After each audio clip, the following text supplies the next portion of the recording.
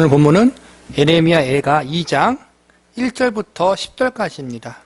오늘 이 시간에 배울 말씀은 하나님의 심판으로 말미암아 나라가 멸망당한 이스라엘 백성들이 과연 어떠한 모습과 태도로 하나님 앞에 서야 하는지에 대해서 살펴보고자 합니다.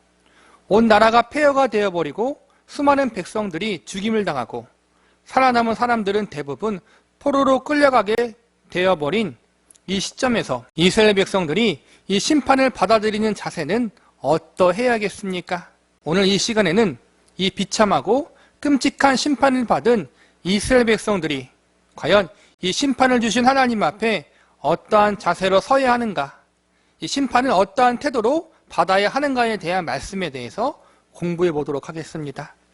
첫 번째로 심판의 결과가 자신들의 죄 때문임을 인정하는 자세를 가져야 합니다.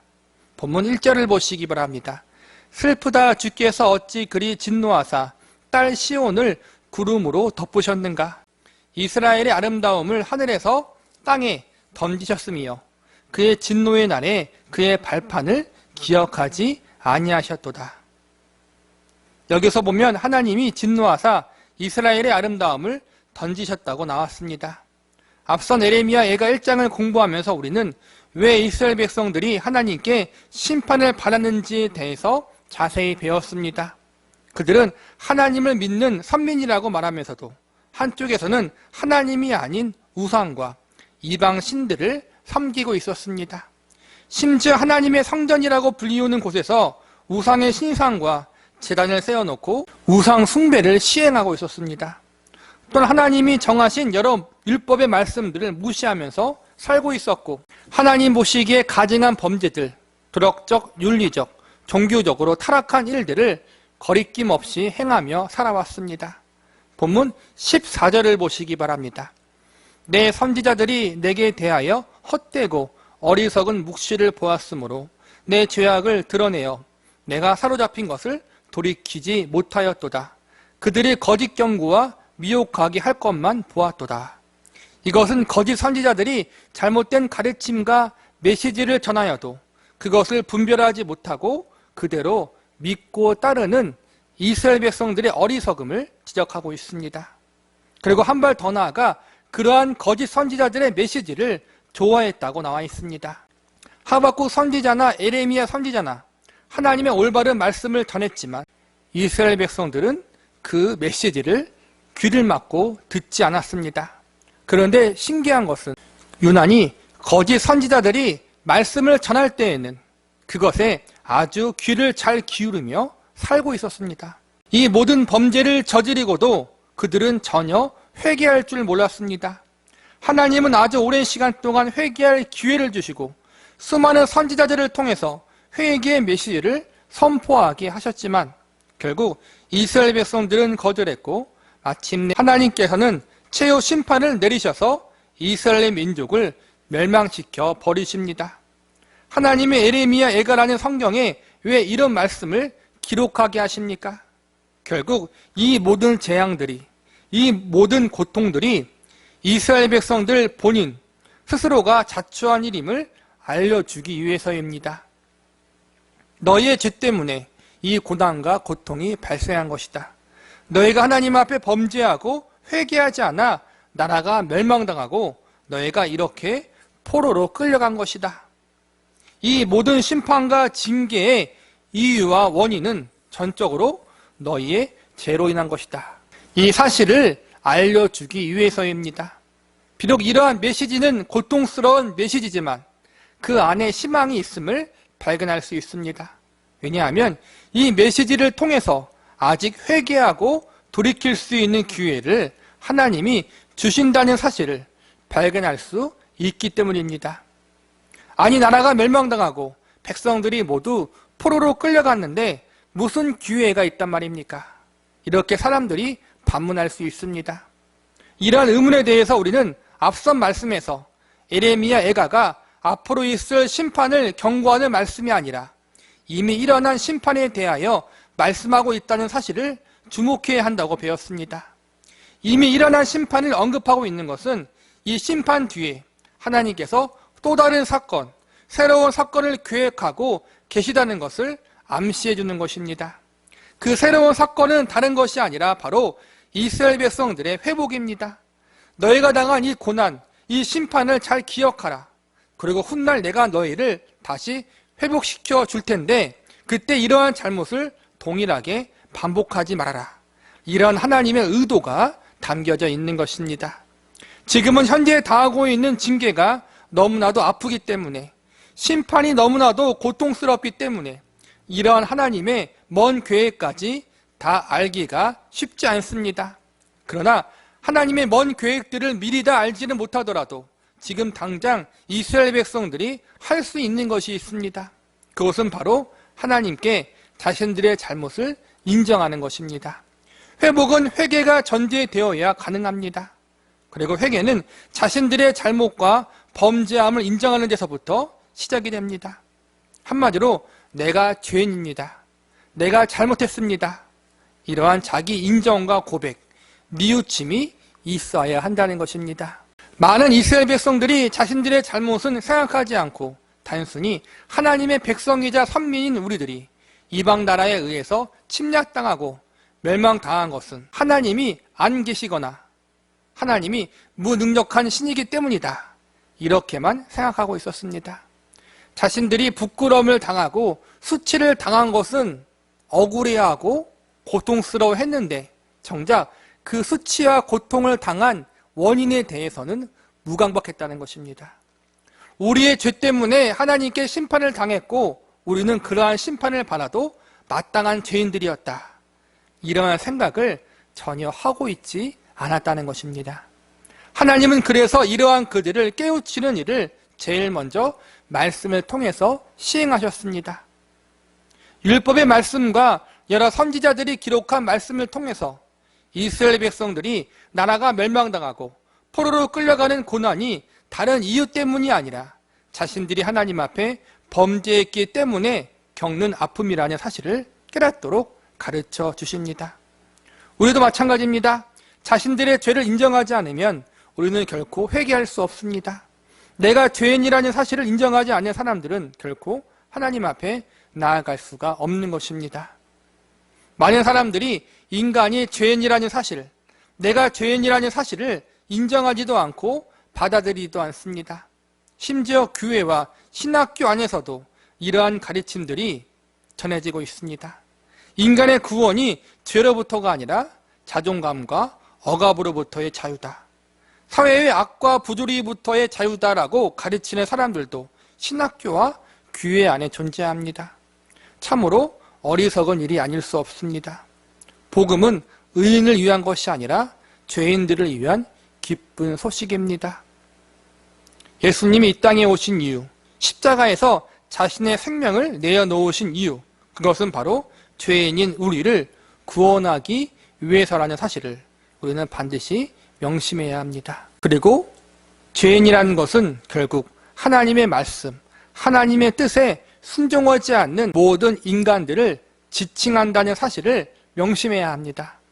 그러므로 우리는 하나님 앞에 우리가 죄인이라는 사실과 지금 우리가 당하는 대부분의 고난들, 고통들, 인생의 아픔들이 인간의 죄로 인한 죄의 결과, 바로 나 때문이라는 사실을 인정하는 자리에 서야 합니다. 이 고백과 이 인정이 있어야 새로운 희망이 시작될 수 있습니다.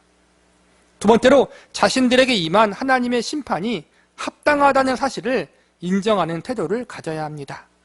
우리는 우리가 죄인이며 우리의 죄 때문에 하나님의 심판과 징계를 받는다는 사실을 인정하는 자리에 가야 한다고 배웠습니다. 그런데 인간이란 존재는 스스로 그것을 깨닫지 못합니다.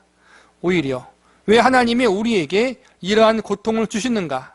나는 나름대로 착하고 선하게 사는데 왜 하나님이 나에게 이러한 시련을 주는가? 이러한 하나님은 옳으신 분인가? 우리 대부분은 이러한 자세를 취합니다. 이스라엘 백성들도 마찬가지입니다. 자신들의 나라가 멸망당하고 자신들이 포로로 끌려가는 비참한 일을 경험한 이후 그들의 마음속에는 하나님에 대한 불신과 원망이 가득했습니다. 우리는 하나님의 백성인데 왜 이방 민족에게 침략당하고 멸망을 당하는 것인가? 하나님이 정말로 살아계시는가? 하나님은 거짓신이 아닌가? 하나님이 살아계셔도 이방 신보다 약한 분은 아니신가? 하나님의 백성들을 지킬 힘이 없는 나약한 신은 아닌가? 이러한 뻔뻔한 자세를 취합니다. 인간이라는 존재는 절대로 스스로 죄를 깨닫고 회개하는 자리에 설 수 있는 존재들이 아닙니다.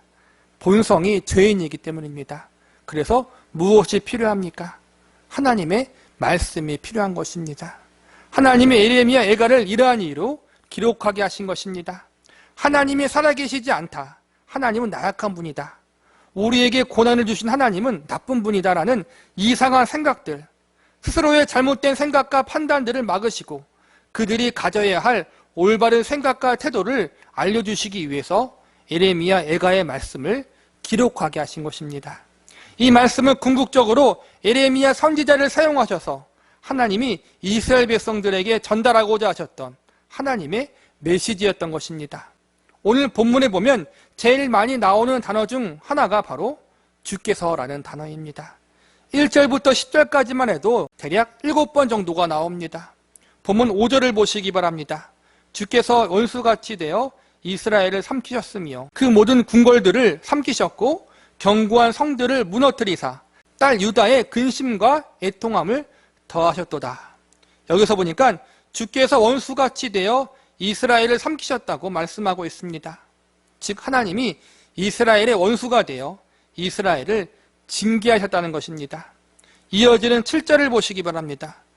여호와께서 또 자기 제단을 버리시며 자기 성소를 미워하시며 궁전의 성벽들을 원수의 손에 넘기셨으며 그들이 여호와의 전에서 떠들기를 절기의 날과 같이 하였도다. 여기서 보니까 여호와께서 제단과 성소의 성벽을 원수의 손에 넘기셨다고 나와 있습니다. 8절에서는 여호와께서 시온의 성벽을 헐기로 결심하셨다고 나왔습니다. 즉 하나님께서 예루살렘 성과 하나님의 성전을 모두 헐어버리시기로 작정하셨고 시행하셨다는 것입니다. 심판의 주체가 사람이 아니라 바로 하나님이라는 것입니다. 비록 바벨론이라는 나라를 통해 이스라엘 나라를 침략하게 하고 멸망시켜 버리셨지만 이 심판은 바벨론을 도구로 사용하신 하나님의 일하심이었다는 것입니다. 하나님이 이 심판을 내리셨다는 것입니다. 결국 이 메시지들은 하나님이 이 땅에 심판을 내리셨다는 것을 계속 강조하고 있는 것입니다. 이 메시지 앞에 이스라엘 백성들은 두 가지로 반응할 수 있습니다.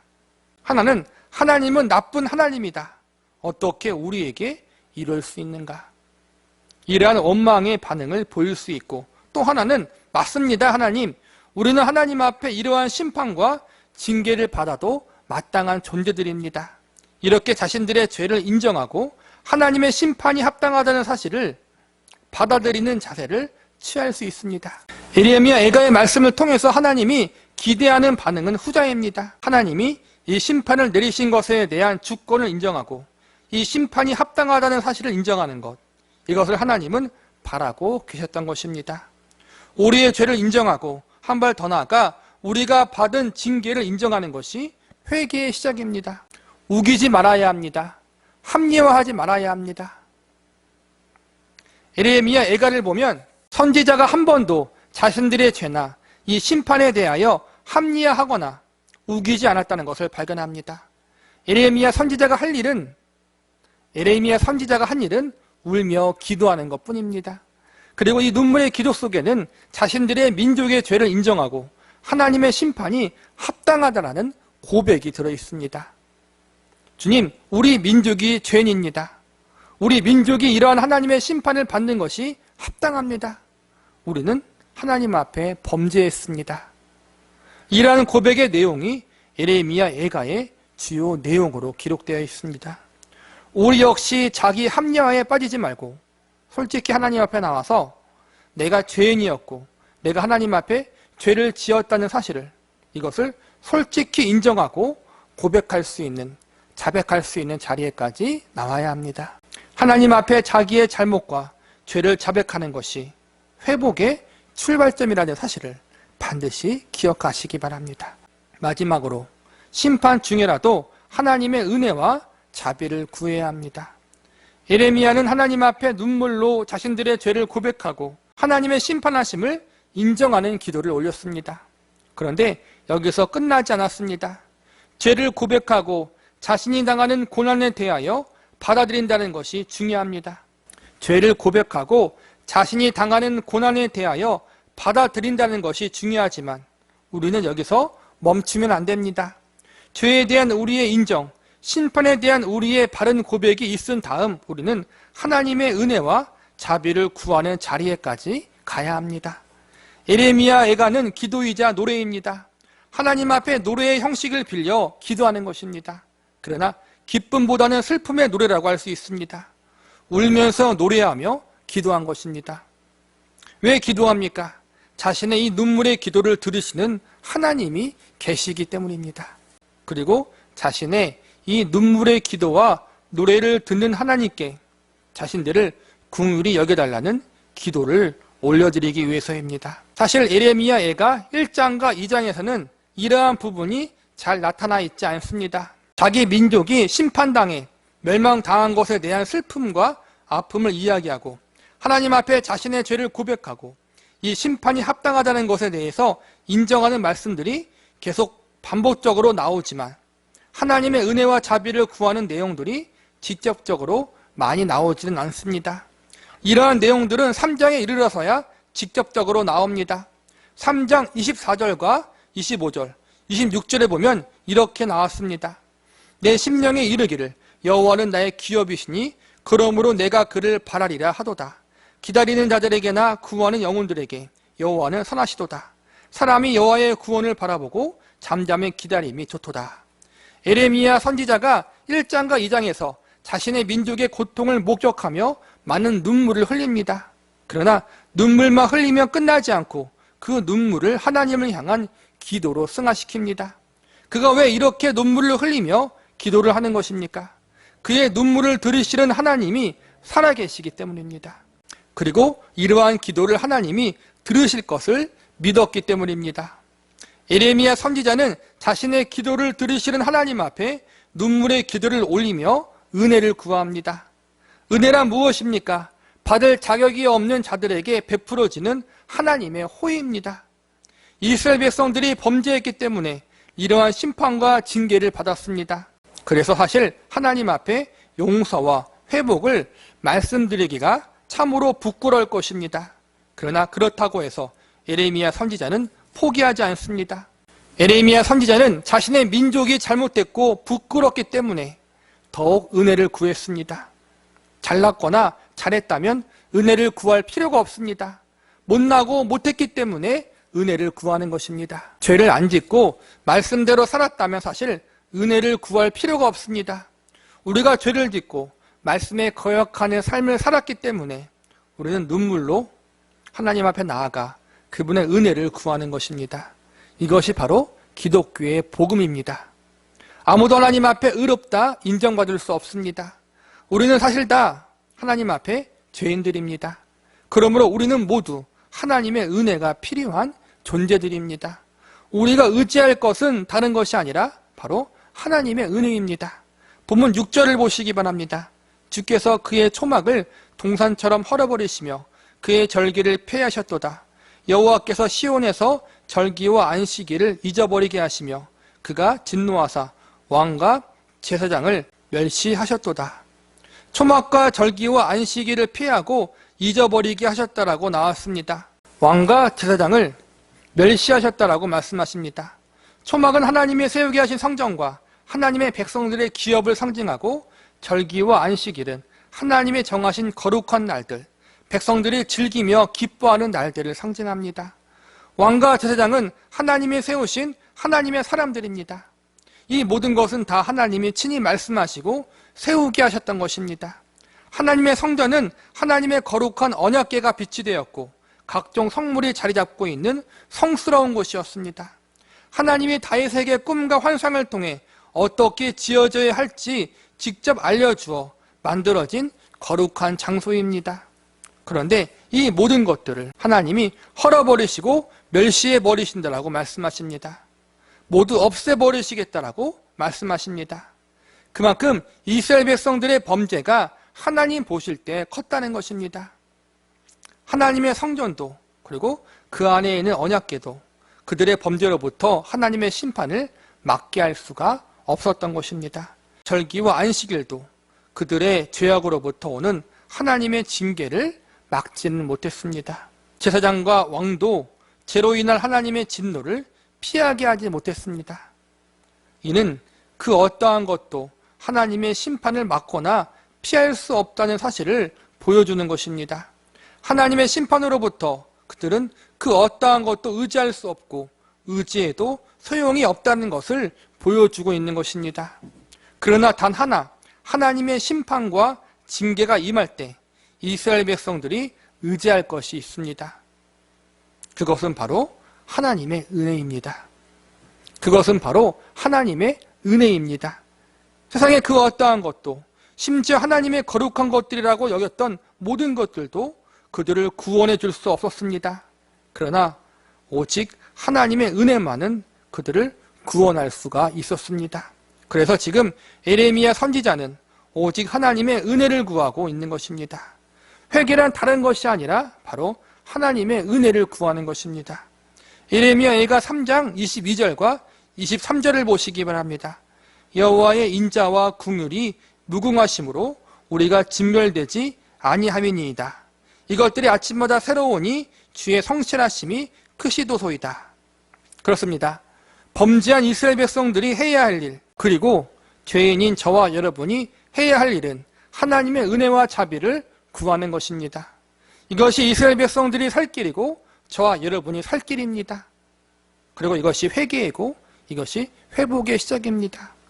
어떠한 일이 있더라도 하나님의 은혜를 구하는 일을 포기하지 마시기 바랍니다. 어떠한 상황, 어떠한 자리에 있더라도 하나님의 자비하심과 긍휼하심을 구하는 일을 주저하지 마시기 바랍니다. 우리가 죄인이기 때문에 은혜를 구하는 것입니다.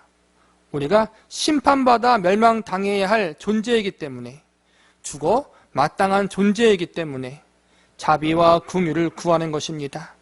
우리의 더러운 모습 때문에, 일단 우리의 꼬라지가 형편이 없어서 도저히 하나님을 뵐 면목이 없어도 그럼에도 불구하고 주저하거나 포기하지 마시기 바랍니다.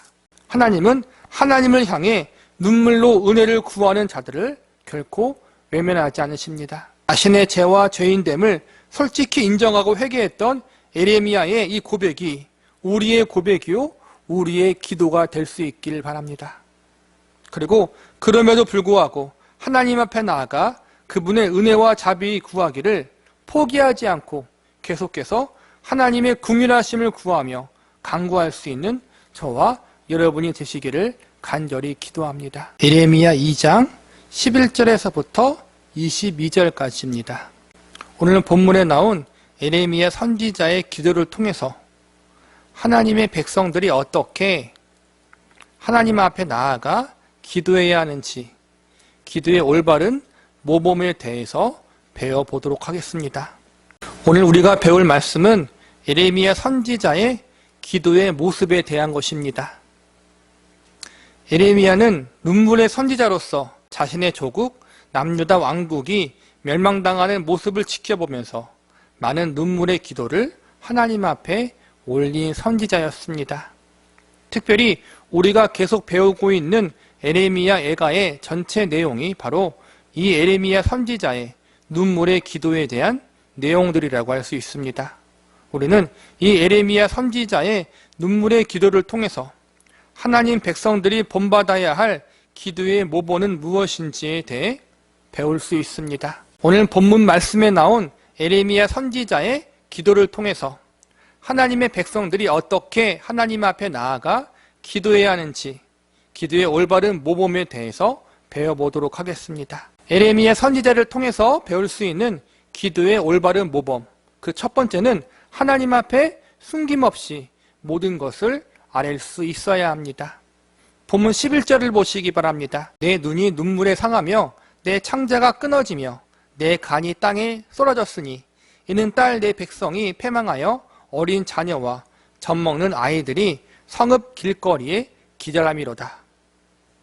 11절에 보니까 에레미야가 너무나도 많이 울어서 눈이 상하고 창자와 간이 망가질 지경에 이르렀다고 고백하고 있습니다. 지금 에레미야 선지자는 바벨론에 의해서 무너지고 황폐해진 예루살렘 성의 모습을 보고 있습니다. 바벨론의 침략으로 인해서 수많은 사람들이 죽었고 살아남은 대부분의 사람들은 포로로 끌려갔습니다. 그나마 소수의 가난한 자들, 비천한 자들은 포로로 끌고 가지 않고 그 땅에 남겨두었습니다. 예레미야 선지자는 하나님의 은혜로 포로로 끌려가지 않았고 바벨론 왕에게 자유를 허락받았습니다. 그래서 이 전쟁 중에 예레미야 선지자만은 멀쩡하게 큰 피해를 입지 않았습니다. 자신이 비록 아무런 해를 당하지 않았지만 무너지고 황폐해진 예루살렘 성을 보며 그의 마음은 창자와 간이 찢어지는 듯한 아픔을 느낍니다. 또한 예루살렘 성에 널브러져 있는 죽은 시체들과 살아남았지만 전쟁으로 인해서 비참한 모습으로 땅에 주저앉아 있는 소수의 사람들을 보면서 예레미야 선지자는 많은 눈물을 흘립니다. 무엇보다 이 전쟁 중에 겨우 살아남은 어린 아이들이 앞으로 어떻게 살아가야 할지에 대한 걱정으로 인해 더욱 마음을 아파합니다. 얼마나 마음이 아프고 고통스러운지 창자가 끊어지는 듯한 아픔을, 간이 땅에 쏟아지는 듯한 고통을 경험하고 있다고 고백하고 있습니다. 한마디로 지금 너무 슬프고 고통스러워서 죽을 것 같다는 고백인 것입니다. 예레미야 선지자가 지금 이 고백을 누구한테 하는 것입니까? 바로 하나님입니다. 하나님, 지금 이 처참한 모습과 광경을 보니까 제가 너무 슬프고 고통스러워서 죽을 것 같습니다. 이러면서 땅바닥에 철썩 주저앉아 엉엉 울며 하나님을 향해 기도하는 것입니다. 기도란 자존심이나 체면을 차리는 행위가 아닙니다. 신약시대 때 바리새인들은 체면을 중요시 여기고 남들의 눈을 의식하여 기도를 가식적으로 했습니다. 많은 사람들이 지나다니는 길거리에서 자신이 거룩하다는 것을 보여주기 위해 기도하는 모습을 광고하며 다녔습니다. 심지어는 하나님 앞에 자존심을 지키기 위해 저는 11조도 하고 금식 기도도 하면서 하나님 앞에 떳떳하게 살았습니다라고 자신의 공로를 나열하며 고개를 꼿꼿이 치켜들고 기도하기도 했습니다. 오늘날에도 이러한 사람들이 많이 있습니다. 기도를 자신의 열심과 공로로 여기고 이것을 다른 사람이나 하나님께 자랑하고 싶어하는 수단으로 생각하는 사람들이 있습니다. 또 어떤 사람들은 기도를 통해서 인정받고 싶어하고 혹은 자신이 원하는 것을 반드시 얻어내는 수단으로 이용하는 사람들도 있습니다. 사람들 앞에, 하나님 앞에 체면 차리고 자존심 세우기 위해 혹은 나의 무언가를 드러내거나 얻어내기 위하여 기도하는 사람들도 있습니다. 그러나 오늘 에레미야 선지자의 모습을 보시기 바랍니다. 그의 기도의 모습 속에서는 자존심을 세우거나 체면을 차리는 모습을 찾아볼 수가 없습니다. 무언가 드러내거나 얻어내기 위한 모습도 찾아볼 수 없습니다. 에레미야에게 있어서 기도란 하나님 앞에 솔직히 아뢰고 고하는 것입니다. 자신의 있는 그대로의 모습을 숨기거나 꾸미지 않고 자신의 마음과 감정을 솔직히 아뢰는 것이었습니다. 본문 22절을 보시기 바랍니다. 그들의 모든 악을 주 앞에 가지고 오게 하시고 나의 모든 죄악들로 말미암아 내게 행하신 것 같이 그들에게도 행하옵소서. 나의 탄식이 많고 나의 마음이 병들었나이다. 여기서 보면 자신의 마음이 너무 고통스러워 병이 들었다고 고백하고 있습니다. 그러면서 자신들을 괴롭힌 원수들에게도 똑같이 되갚아 달라고 간구하고 있습니다. 만약 오늘날 우리가 에레미야 선지자 같이 기도하는 사람을 목격하면 이렇게 말할지 모릅니다. 어떻게 믿는 사람이, 일단 선지자라고 하는 사람이 그렇게 기도할 수 있습니까? 원수를 사랑하라는 주의 말씀이 있지 않습니까? 원수에게 복수를 위한 기도가 아니라 용서를 위한 기도를 하는 것이 옳지 않습니까? 당신은 잘못된 기도를 하고 있는 것입니다. 이러한 지적은 참으로 맞는 말이고 정답적인 말입니다. 그러나 여러분, 맞는 말이, 정답이 꼭 모든 상황 속에서 필요한 것은 아닙니다. 지금 마음이 너무 아파서 죽겠는데 그런 사람에게 정답을 말한다면 그것은 아무런 도움이 안 됩니다.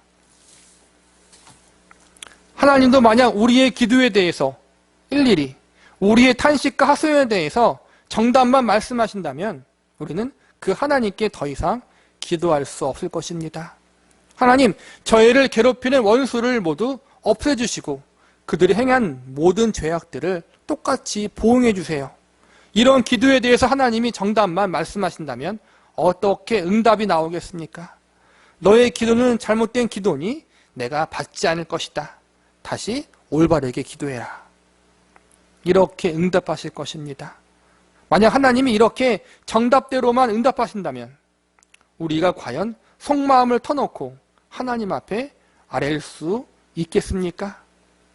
하나님만이 아니라 사람도 마찬가지입니다. 우리는 정답만 이야기하는 사람에게 인간미를 느낄 수 없습니다. 신앙생활을 함에 있어서 우리도 자꾸 다른 이들에게 정답만 이야기할 때가 너무나 많이 있습니다. 기도하세요. 하나님께 맡기세요. 이 말이 정답이지만 큰 고난을 당하여 마음이 무너져 있는 사람들에게 너무나도 쉽게 이런 정답을 제시하는 것은 지혜롭지 못한 일입니다. 에레미야와 같이 너무나도 심한 고난을 당하는 사람에게 필요한 것은 정답이 아닙니다. 누가 기도하고 하나님께 맡기는 것을 모릅니까? 우리에게 필요한 것은 딱 맞아떨어지는 정답이 아닙니다. 그저 하나님을 향해서 말도 안 되는 우리의 감정들을 그냥 쏟아내는 것, 그 하나님 앞에 그냥 외치는 것, 이것이 더 필요하고 도움이 될 수 있습니다. 인간은 다 받아줄 수 없지만 하나님만은 다 받아주실 수 있다는 사실을 믿으시기 바랍니다. 하나님, 지금 내가 너무 힘들고 슬프고 고통스러워 죽겠습니다. 당장 그냥 벽에 머리 박고 죽고 싶습니다. 이 기도의 내용이 합당하지 않게 들릴 수 있겠지만 하나님과 나 사이에서는 충분히 가능한 기도이며 이 기도 듣기를 하나님은 외면하지 않으신다는 사실을 에레미야의 기도를 통해서 우리는 배울 수 있어야 합니다. 지금 에레미야의 기도는 하나님을 향해 원망과 불평을 토해내는 것이 아니라 자신의 기도를 듣고 계시는 하나님, 자신의 처지와 상황과 환경을 모두 알고 계시는 전지전능하신 하나님, 그 하나님께 자신의 감정을 토해내고 있는 것입니다.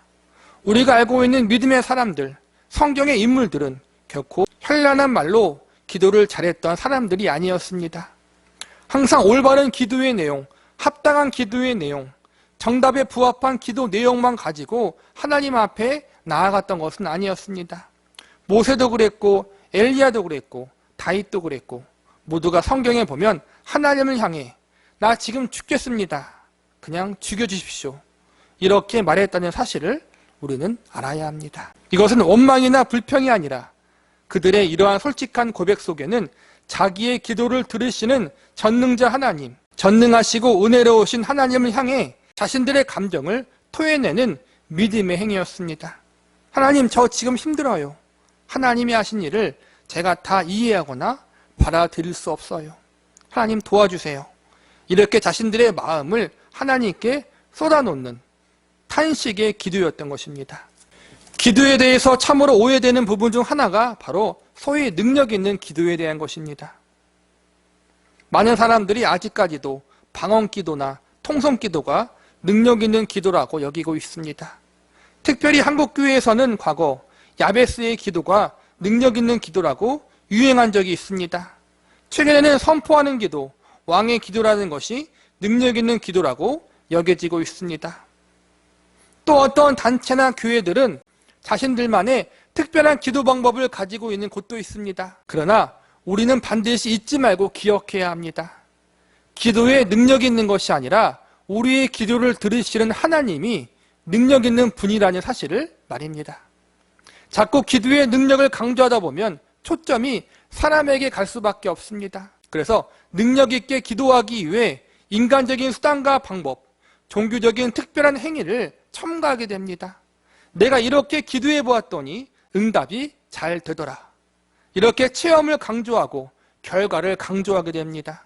그러다 보니까 능력받기 위해 금식하게 되고 능력받기 위해 여러 이상한 현대판 고행을 하게 되는 것입니다. 때로는 이상한 방식과 방법을 동원하여서 기도를 마치 인간의 어떠한 수단과 노력으로 하나님의 능력을 끌어내는 통로라고 생각합니다. 이 모든 것이 다 기도의 초점을 사람에게 맞췄기 때문에 발생한 문제인 것입니다. 우리는 기도란 나에게 초점이 있는 것이 아니라, 사람에게 초점이 있는 것이 아니라 이 기도를 들으시는 인격자 하나님께 있다는 사실을 반드시 알아야 합니다. 그러므로 기도는 하나님을 의지하고 바라보는 믿음의 고백이자 나를 내려놓는 신앙적 행위입니다. 이것저것 현란한 것들을 갖다 붙일 필요가 없습니다. 그냥 하나님, 제 기도 들어주십시오. 하나님, 제 마음이 지금 이렇습니다. 이렇게 솔직히 고하고 아뢰면 되는 것입니다. 내가 기도를 올려드리는 하나님, 하소연 같은 기도, 자책 같은 기도, 심지어는 원망가도 같은 기도를 올려드려도 그것을 다 받아주시고 들어주시는 하나님, 그 하나님이 나의 하나님이시다. 이러한 하나님에 대한 믿음과 신뢰가 우리에게 필요합니다. 기도는 결국 신뢰의 문제입니다. 내가 기도를 올려드리는 그 하나님을 내가 얼마나 신뢰하고 있느냐, 이 문제인 것입니다. 살아계신 인격자 하나님, 그 하나님이 나의 아버지요, 나의 하나님이라는 사실을 신뢰하고 믿는 자만이 올바른 기도를 할 수 있는 것입니다. 하나님을 신뢰하지 못하면 올바른 기도를 할 수 없습니다. 하나님이 내 기도를 들으시는가? 하나님이 이런 내 기도를 듣고 화를 내시면 어떻게 하지? 하나님이 나의 하소연 같은 기도, 푸냥 같은 기도, 믿음 없어 보이는 이 기도를 싫어하시면 어떻게 하지? 이러한 마음을 가지고 있으면 절대 에레미야 선지자와 같은 기도를 할 수 없는 것입니다. 다시 한번 강조해서 말씀드리지만 에레미야 선지자의 기도의 형태와 수단을 본받으라는 것이 아니라 하나님을 향한 그의 마음, 믿음, 신뢰를 바탕으로 한 그 기도의 모습을 본받으라는 것입니다. 인격자 하나님께 기도하는 에레미야의 솔직한 그 모습을 본받으라는 것입니다. 이렇게 했더니 응답받았다라는 수단과 방법론적인 것이 아니라 에레미야 선지자가 자신의 표현할 수 없을 만큼의 큰 고통의 감정을 솔직히 아뢰일 수 있었던 인격자 하나님, 살아계신 그 하나님을 신뢰함으로 기도하는 그 모습이 우리의 모습이 되어야 한다는 것입니다. 저와 여러분의 마음속에는 내 믿음의 대상이자 나의 믿음의 근원 되시는 하나님을 향한 신뢰를 가지고 계십니까? 내가 기도하면 책망하지 않으시고 내가 하나님을 향해 하소연해도 외면하지 않으시며 여전히 나를 사랑하시는 신실하신 하나님에 대한 믿음과 신뢰를 갖고 계십니까? 사람은 자신이 믿을 만한 사람, 신뢰할 만한 사람에게 자신의 속마음을 털어놓습니다. 내 이야기를 들어주시는 사람에 대한 신뢰와 믿음이 없다면 누가 자신의 마음에 있는 것을 털어놓겠습니까? 지금 에레미야 선지자가 그러한 상황인 것입니다. 그는 하나님을 믿고 신뢰했습니다. 그분에게만은 모든 마음과 심정을 솔직히 털어놓을 수 있는 분이다, 이란 확신이 있었습니다. 인간적으로 소망하는 기도의 응답에 대한 어떠한 결과가 중요한 것이 아니라 내 기도를 듣고 계신 하나님이 제일 중요합니다. 그 하나님이 지금 내 기도를 듣고 계시다. 내 모든 아픔, 고통, 원망, 불평까지도 다 이해하고 계시다. 내 하소연, 내 불평까지도 다 받아주실 수 있는 하나님이다. 이 하나님이 나의 아버지이시다. 이 하나님에 대한 우리의 신뢰가 중요한 것입니다. 여러분, 하나님 앞에 우리의 모든 것을 털어놓을 수 있을 만큼 그분을 믿고 신뢰하시기 바랍니다. 나의 그 어떤 하소연도 오해 없이 받아주시고 이 눈물의 하소연을 이해해 주시는 하나님 아버지 앞에 거짓과 꾸밈 없이 아무런 가식 없이 나아가시기 바랍니다. 그리고 그런 나를 아무런 편견 없이 조건 없이 사랑으로 받아주시고 위로해 주시는 분이 오직 하나님 한 분밖에 없다는 것을 믿으시기 바랍니다. 그 하나님 앞에 우리의 모든 것을 숨김없이 아뢰고 간구할 수 있는 저와 여러분이 되시기를 바랍니다. 에레미야 선지자를 통해 배울 수 있는 기도의 올바른 모범, 그 두 번째는 하나님의 일하심을 신뢰하며 끝까지 포기하지 않고 기대하는 것입니다. 본문 15절과 16절을 보시기 바랍니다. 모든 지나가는 자들이 다 너를 향하여 박수치며 딸 예루살렘을 향하여 비웃고 머리를 흔들며 말하기를 온전한 영광이라 모든 세상 사람들의 기쁨이라 일컫던 성이 이 성이냐 하며 내 모든 원수들은 너를 향하여 그들의 입을 벌리며 비웃고 이를 갈며 말하기를 우리가 그를 삼켰도다. 우리가 바라던 날이 과연 이 날이라. 우리가 얻기도 하고 보기도 하였다 하도다. 이 말씀은 남유다와 예루살렘이 당한 치욕을 보고 이스라엘의 주변 국가들이 기뻐하고 즐거워하고 있다는 것을 보여주는 것입니다. 너희가 하나님의 백성이라고 말했는데 결국 이렇게 멸망당하고 말았구나. 너희가 멸망당하는 모습을 보니까 결국 너희가 하나님의 백성이 아니었던지 너희가 믿는 하나님이 진짜 신이 아니었던지 둘 중에 하나겠구나. 이런 식으로 주변 국가들이 조롱했다는 것입니다. 우리가 고난당할 때 제일 힘든 것 중 하나가 불신자들에게 조롱을 받는 것입니다. 상대방이 우리의 고난당하는 것을 보면서 특히 불신자들이 예수 믿다가 망해버렸네 이런 소리를 하며 조롱한다면 그것만큼 치욕적이고 부끄러운 것이 없을 것입니다. 그런데 지금 이스라엘 백성들이 그러한 조롱과 부끄러움을 당하고 있다는 것입니다. 본문 20절을 보시기 바랍니다. 여호와여 보시옵소서 주께서 누구에게 이같이 행하셨는지요. 여인들이 어찌 자기 열매 그들이 낳은 아이들을 먹으오며 제사장들과 선지자들이 어찌 주의 성수에서 죽임을 당하오리이까. 여기서는 이 전쟁과 침략으로 인해 하나님의 백성들이 당하는 말로 형용할 수 없는 비참함을 하소연하고 있습니다. 전쟁 때문에 먹을 것이 없어 여인들이 자기 자식들을 잡아먹는 일까지 발생했다는 것입니다. 하나님의 사람들이 성전 안에서 침략자들에 의해 죽임당하는 일들이 벌어졌다는 것입니다. 너무나도 끔찍하고 고통스러운 고난의 모습들을 예레미야 선지자가 계속 이야기하고 있습니다. 그런데 여기서 우리는 20절 시작 부분의 말씀을 주목해서 볼 필요가 있습니다. 여기서 보니까 여호와여 보시옵소서라고 나와 있습니다. 지금 예레미야 선지자가 왜 이렇게 자신이 당하고 있는 고난과 고통들을 상세하게 고백하고 있는 것입니까? 바로 하나님을 향해 기도하기 위해서입니다. 지금 예레미야 선지자의 하소연은 그냥 하소연이 아니라 하나님께 올려드리는 상하고 애통하는 마음의 기도였던 것입니다. 하나님께 왜 이렇게 기도를 올려드리는 것입니까? 결국 이 모든 심판과 재앙이 하나님께로부터 왔으니 하나님께서 해결해 주셔야 한다는 것입니다. 다시 말하면 이 심판을 내리신 하나님께서 회복도 가능케 하실 수 있다는 것을 예레미야 선지자가 알았기에 기도함으로 회복을 위해 강구하고 있는 것입니다. 사실 바벨론 나라가 심판의 도구로 쓰임받는 것도 하나님의 주권으로 그렇게 된 것이고 유대 나라가 심판의 대상이 되는 것도 하나님의 주권으로 그렇게 된 것입니다. 다시 말하면 하나님이 허락하지 않았으면 이런 일이 일어나지 않았다는 것입니다. 하나님께서 이런 일이 일어나도록 모든 것을 계획하시고 주관하셨으니 그 하나님이 다시 개입하셔서 이스라엘 백성들을 도와주지 않는다면 그들에게는 희망이 없다는 것입니다. 즉 예레미야 선지자는 하나님이 개입하시고 역사하셔야만 이 무너지고 고통당하는 자신의 민족이 다시 살아날 수 있다는 사실을 알고 있었다는 것입니다.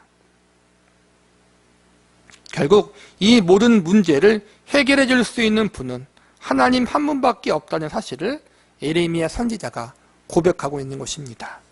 나라가 멸망당하는 이 순간에 예레미야 선지자가 이렇게 울며 하나님 앞에 아뢰는 것은 단순히 하소연만 하기 위한 것이 아니라 결국 하나님께만 소망이 있다는 사실을 알고 있었기 때문입니다. 하나님께 우리의 소망이 있음을 믿으십니까? 그 하나님의 손 아래 우리가 있습니다. 그러므로 우리가 의지할 분은 오직 하나님 한 분밖에 없습니다. 우리는 이 사실을 반드시 기억하고 있어야 합니다. 우리 역시 하나님의 주권하심을 신뢰하고 그 하나님만 우리의 유일한 도움이시오 희망이라는 사실을 기억할 수 있기를 바랍니다. 예레미야 선지자처럼 고난 중에 하나님을 향해 간구하고 기도하는 것을 포기하지 마시기 바랍니다. 하나님께 소망이 있다는 사실을 기억하며 예레미야 선지자처럼 절망 중에라도 포기하지 않고 끝까지 하나님을 의지하고 그 하나님을 찾는 자리에 설 수 있는 저와 여러분이 되시기를 바랍니다. 말씀을 정리하겠습니다. 본문 17절을 보시기 바랍니다. 여호와께서 이미 정하신 일을 행하시고 옛날에 명령하신 말씀을 다 이루셨으며 궁일이 여기지 아니하시고 무너뜨리사 원수가 너로 말미암아 즐거워하게 하며 내 대력자들의 뿔로 높이 들리게 하셨도다. 여기서 보면 이스라엘의 멸망의 심판이 하나님께서 이미 정하신 일이고 하나님이 그 일을 이루셨다고 나와 있습니다. 22절을 보시기 바랍니다.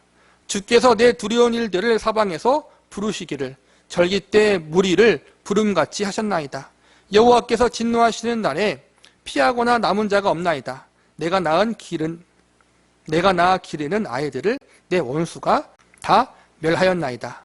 여기서는 하나님께서 진노하사 이스라엘 민족을 징계하셨다라고 나와 있습니다. 여기서 보면 심판의 주체가 바벨론이 아니라 하나님이라는 점을 알 수 있습니다. 비록 바벨론 제국에 의해서 이스라엘 백성들이 멸망을 당하지만 이 심판은 사람의 손으로 이루어진 것이 아니라 하나님의 섭리와 계획 안에서 이루어졌음을 에레미야 선지자가 선포하고 있는 것입니다. 여기서 중요한 것은 이 심판을 계획하시고 실행하신 하나님께서 다시 그 심판으로부터 회복해 하실 수 있는 분임을 에레미야 선지자가 확신하고 있었다는 것입니다. 에레미야 예가 1장, 2장에서는 이러한 내용들이 많이 나와 있지 않습니다. 모두 간접적으로 나와 있습니다. 그러나 다음 시간에 배울 3장부터는 그러한 내용들이 아주 자세히 그리고 직접적으로 언급되어 있습니다. 에레미야 예가 3장 25절과 26절을 한번 보시기 바랍니다. 기다리는 자들에게나 구하는 영혼들에게 여호와는 선하시도다. 사람이 여호와의 구원을 바라고 잠잠히 기다림이 좋도다. 에레미야 선지자의 기도 속에 담긴 메시지는 이것입니다. 하나님께 소망이 있다. 하나님만이 우리의 구원이시다. 지금 에레미야 선지자는 큰 고난을 당하고 있습니다. 그래서 1장, 2장에서 계속 자신의 고통을 이야기하고 하소연합니다. 자신이 경험하고 있는 비참하고 참혹한 현실 앞에 눈물을 흘리고 애통해야 합니다. 때론 절망하고 낙심합니다. 그러나 그것으로 끝나지 않습니다. 이 모든 고난과 고통을 에레미야 선지자는 찬양과 기도로 승화시킵니다. 그리고 이 기도와 찬양을 통해 하나님께만 유일한 소망이 있다는 사실을 우리에게 알려주고 있습니다. 왜 하나님께 기도를 하십니까? 왜 간구하십니까? 물론 여러 가지 이유들이 있습니다. 앞서 배웠듯이 가슴이 답답하여 하소연하기 위해서 기도할 수 있습니다. 그러나 오늘 우리가 에레미야 예가를 통해서 배울 수 있는 기도의 이유, 간구의 이유는 거기서 끝나지 않습니다. 믿는 자들이 하나님을 향해 기도할 수 있는 이유는 하나님만이 유일한 소망이시고 구원이시기 때문입니다. 하나님만이 우리의 기도를 들으시고 응답하실 유일한 전능자이시기 때문입니다. 이러한 믿음을 가지고 우리의 구원이요 소망이신 하나님께 에레미야 선지자처럼 숨김없이 모든 것을 솔직히 아뢰시기 바랍니다. 살아계신 하나님, 인격자 하나님, 나를 위해 예수 그리스도를 이 땅에 보내신 그 하나님 앞에 포기하지 않고 끝까지 간구하시기 바랍니다. 하나님의 우리의 기도를 들으시고 하나님의 때 하나님의 방법으로 반드시 이루실 것입니다. 우리의 기도를 들으시고 응답하시는 하나님, 그 하나님이 나의 아버지가 되어주신다는 사실을, 우리의 아버지가 되어주시고자 그분의 가장 귀한 독생자를 십자가에 내어주셨다는 사실을 우리는 잊지 말아야 합니다. 기도를 들으시는 하나님이 우리의 아버지가 되신다는 사실, 우리를 그분의 생명과도 같은 존재로 여기고 있다는 사실을 기억하면서 기도를 통하여 또한 삶을 통하여 그 하나님을 인격적으로 만나고 더욱 깊이 알아가는 은혜가 저와 여러분의 일평생 삶 동안 계속 이어지기를 간절히 소망합니다.